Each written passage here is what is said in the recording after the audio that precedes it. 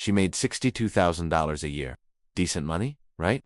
But every single month, by the 19th or 20th, Maria found herself doing what she called refrigerator math, opening the fridge, counting what's left, calculating how many meals she could stretch until payday. One night, her daughter asked for pizza, just pizza. Maria smiled and said, "Maybe next week, baby." But inside, she was doing calculations. $12 for pizza, $3 left in checking. Payday in 6 days. $62,000 a year, and she couldn't buy her kid pizza on a Tuesday night. If this sounds familiar, if you've ever counted days until payday like you're counting down to freedom, stick with me. Because today, we're going to talk about why this happens and exactly how to break this cycle. Here's a number that should shock you but probably won't, because you're living it. According to a 2024 Bankrate survey, 62% of Americans cannot cover a $400 emergency without borrowing money or using credit cards. Not $1,000, not $5,000, $400. And here's another one. A Lending Club study found that 78% of American workers live paycheck to paycheck. That's nearly 8 out of every 10 people. But here's what really gets me. This isn't just about low-income families. 45% of people earning over $100,000 a year also report living paycheck to paycheck. Read that again. People making 6 figures. Still broke by the 20th? So what's actually going on here?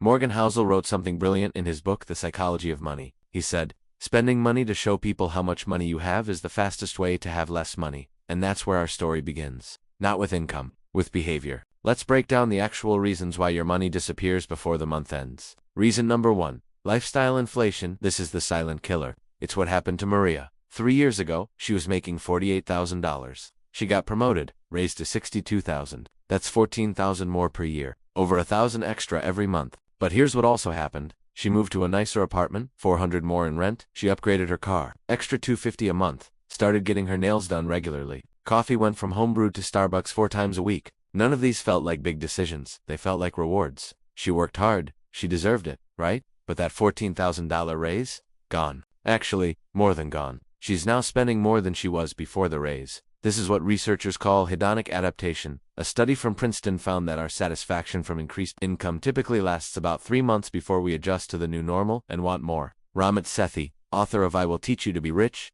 calls this lifestyle creep. It creeps in, you don't notice it, until you're making more money than ever and somehow have less than ever. Reason number 2, the phantom expenses. Here's an exercise. Right now, without looking at your bank statement, tell me how much you spent on subscriptions last month.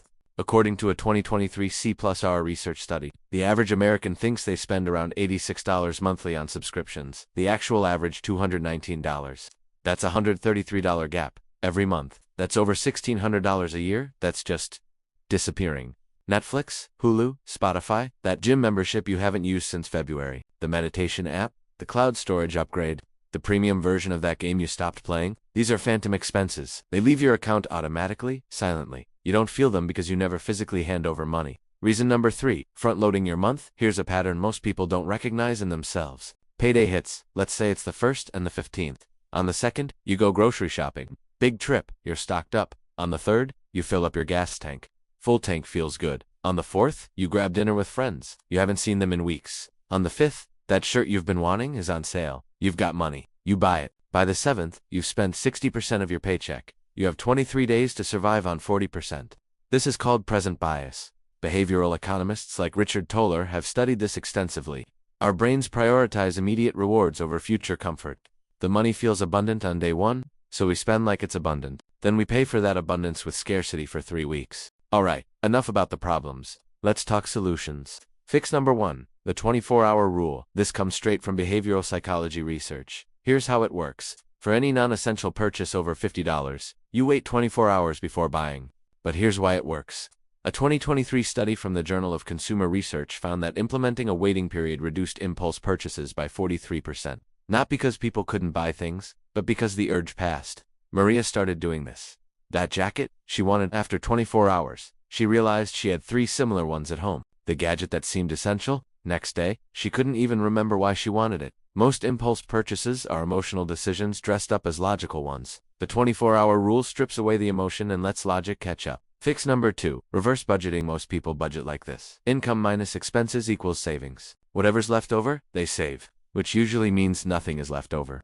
Dave Ramsey, in The Total Money Makeover, talks about paying yourself first. But let me show you exactly how to do this. Instead of income, expenses equals savings, do this. Income savings equals expenses the moment your paycheck hits. Before you spend a single dollar, move money to savings. Automate it. Make it invisible. Let's say you make $4,000 a month. Set up an automatic transfer of $400 to a separate savings account. The money moves before you see it, before you can spend it. Now you have $3,600 for the month. That's your actual budget. That's your spending money. A study from the National Bureau of Economic Research found that automatic savings programs increased total savings by over 400% compared to manual savings. Why? Because willpower is exhausting. Automation doesn't require willpower. Fix number 3, the 50-30-20 framework. 50% of your income goes to needs, rent, utilities, groceries, insurance, minimum debt payments, the essentials. 30% goes to wants, restaurants, entertainment, that new shirt, the stuff that makes life enjoyable. 20% goes to savings and extra debt payments. Now, I know what you're thinking. 20% to savings. I can't even make it to the 20th of the month. Start smaller. Start with 5%, then 7, then 10. The framework isn't about perfection. It's about awareness. When Maria actually tracked her spending, she discovered she was putting 70% toward needs and 30% toward wants, leaving 0 for savings. But here's the thing, when she looked closer, half of her needs were actually wants disguised as needs. Did she need that apartment? Or did she need to feel successful? Did she need that car payment? Or could she have driven her old car another year? The 50-30-20 framework forces you to ask hard questions. Fix number 4, the envelope system modernized old school. I know, but it works. At the beginning of the month, transfer your wants money, your 30%, to a separate checking account or a prepaid card. That's your fun money. When it's gone, it's gone. No dipping into the needs money, no touching savings, just done. This creates artificial scarcity. Your brain knows there's a limit. And research from the Journal of Marketing found that when people perceive money as limited and tangible, they spend 23% less than when money feels abstract and unlimited. Credit cards feel unlimited. A debit card linked to a specific fun money account feels finite. Fix number 5, the bill calendar. Get a calendar, physical or digital, doesn't matter. Write every single bill on its due date. Rent on the 1st, phone bill on the 7th, insurance on the 15th. All of it. Now, here's the key part. Look at that calendar and ask, is everything clustered around the same time? For most people, yes. Most bills hit in the first week of the month. Call your service providers. Most of them will move your due date if you ask. Spread your bills across the month so the hits feel smaller and more manageable. This is called temporal spacing. Research shows that evenly distributed expenses feel more manageable than clustered expenses, even when the total amount is identical.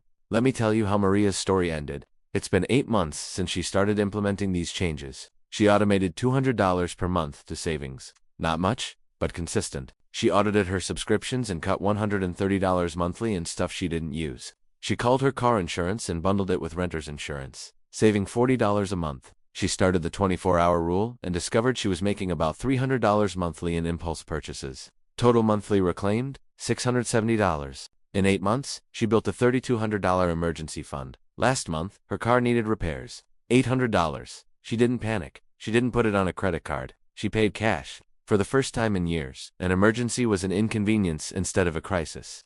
And here's the thing Vicki Robin writes about in Your Money or Your Life. It's not really about money, it's about what money represents. For Maria, being broke by the 20th meant anxiety. It meant telling her daughter no. It meant living in a constant state of low-level fear. Having that cushion, it meant peace. It meant pizza on a Tuesday just because her daughter asked. Being broke by the 20th isn't a character flaw, it's a systems problem. Your income isn't the issue for most of you watching this. Your system is. The money is coming in, but your system lets it flow right back out, uncontrolled, untracked, unconscious. Build a better system. Automate savings. Track subscriptions. Use the 24-hour rule. Spread your bills. Know where every dollar goes. Not because you need to be cheap. Not because you need to sacrifice everything good in life. But because financial peace changes everything. Start today, not Monday, not next month. Today. Open your bank app right now. Look at your subscriptions. Cancel one you don't use. That's step 1. The rest follows. The month doesn't have to run out of money. You just need a better system for making it last.